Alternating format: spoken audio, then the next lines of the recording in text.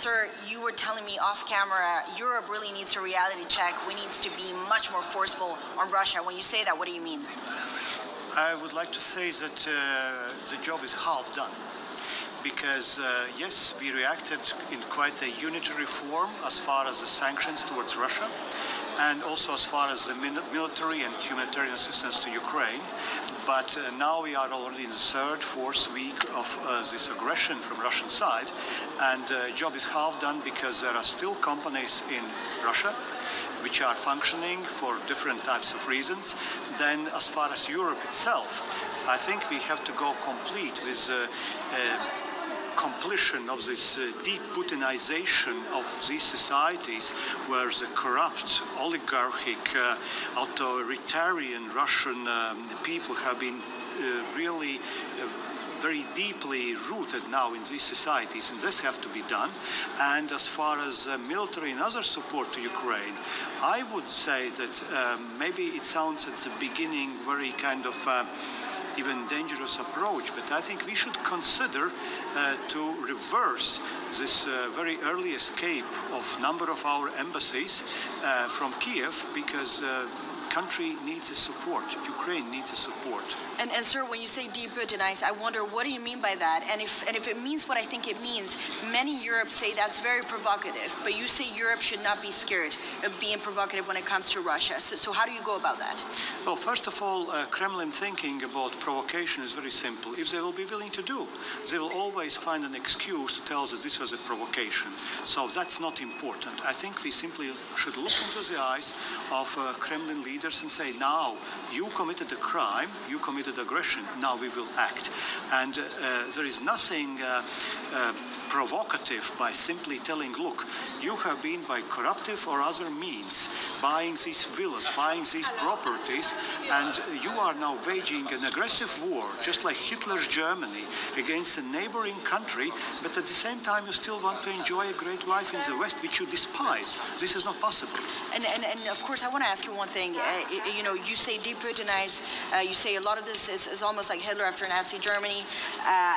Your country has a history with Russia. Of course, it's not a secret that you were part of the Soviet Union. I wonder, when you look at what's happening, is this Vladimir Putin being a madman, or is this someone who's made very clear over 20 years, my idea is to restore the USSR because it's greatness for Russia that I'm after? In many ways, we have been warning already for almost 20 years. So he's not a madman, this is a plan.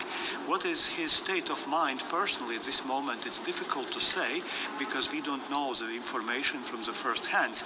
And of course, he is kind of confused because he was obviously not thinking that this type of war will not succeed. But at the same time, we still have to act in a way that we force all the Russian society also to rethink its stance. And I think it includes also very much of information sphere and all the possibility to break this bubble of information which Kremlin is using for their own population. And sir, just two very brief questions. There's a real debate about what to do with energy imports. It is becoming clear that your sanctions, and you said this was going to be the mother of all sanctions, but they're not for Russia. They continue to make payments in dollars. Is it time to step it up and target energy? Well, first of all, we have to get out all the Western companies from Russia. It's their moral duty to leave this country now. As far as energy, of course, if the country have been on the gas or oil needle for 20 or 30 years, it's difficult to do it in one day. But imagine the situation, what if that not be Ukraine invaded by Russia, but would be European Union invaded? Would we still go into the war and buy gas? So it's a mistake. So when Germany says the reality is we can't unplug, your thinking is that Germany's wrong. You can't do it. Well, it's probably very difficult to do it immediately, but let's put it like this. To be rational at the same time, we probably have to be hyperactive and very fast to unplug as fast as we can. Really as fast as we can, and not to think about returning to this anymore.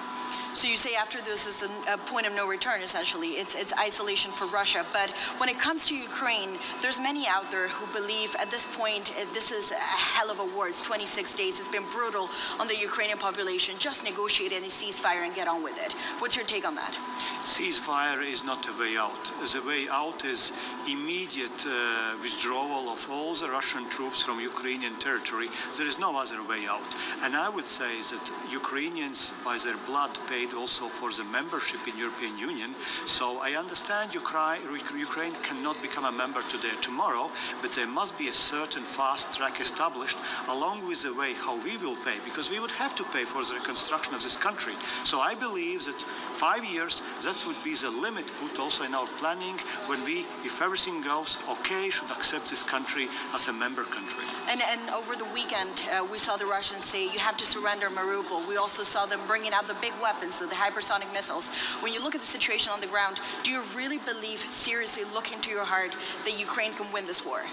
Ukraine already won this war. Yes, there will be more sacrifices, but even if Mariupol falls, even if Kiev falls, which I don't think will happen, the struggle will continue because these people have nowhere to retreat. And in fact, I must say also our particularly Western European friends and nowhere. The way where we have to keep the line on the front of this aggressor and dictator, and that was our hugest mistake. And just as a final question, I know you have communications with the Ukrainian government. When you hear for Zelensky, is it obvious to you that this man will either win or die in game? He will win.